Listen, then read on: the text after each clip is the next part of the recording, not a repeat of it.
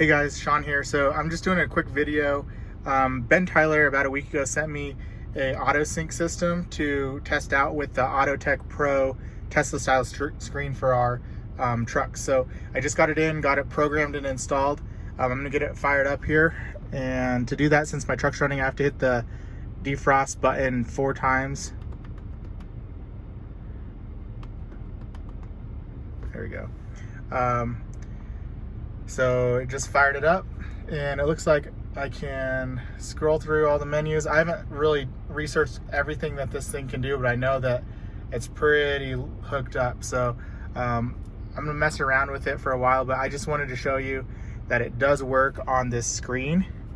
To get back, you can get out of the menu, go home, and then you're back to your home screen. Then you can go back to, if you want to, your Apple CarPlay, whatnot, but we'll go back again.